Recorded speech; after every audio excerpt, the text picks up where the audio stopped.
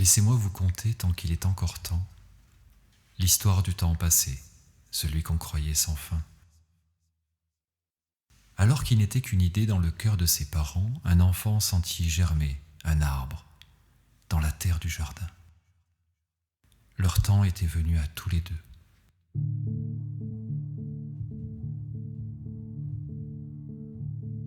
Spectateur immobile du temps qui passe, l'arbre a pris son temps pour prendre sa place, accueillir chaque jour des hôtes de passage, parasites et oiseaux transis pendant l'orage, profiter tout autant de la pluie comme du beau temps.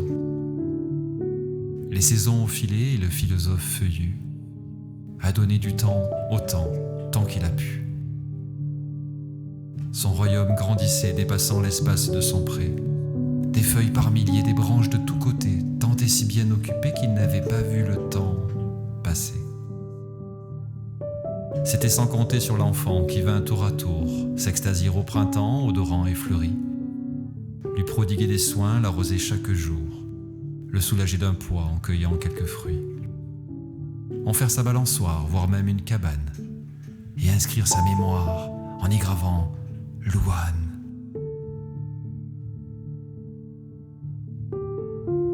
Mais l'enfant devenu grand, il s'éloigne du pré, se retourne un temps, contemple son passé.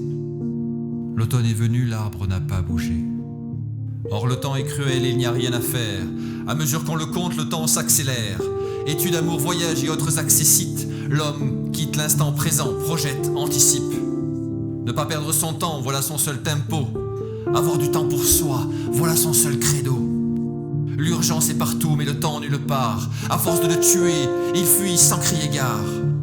Boulot, burn-out, crédit et autres expédients, l'homme ne peut plus penser. Le temps, c'est de l'argent.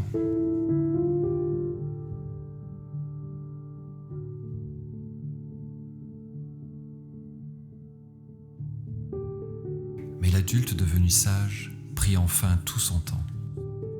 Regarda par la fenêtre son arbre vieillissant.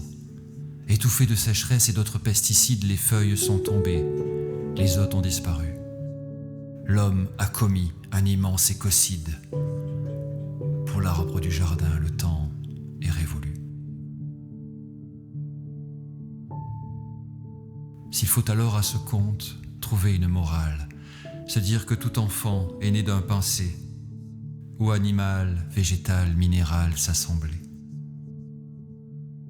S'il faut enfin à ce conte trouver une morale, repartir maintenant vers ce temps retrouvé. Mais le temps perdu ne se rattrape jamais.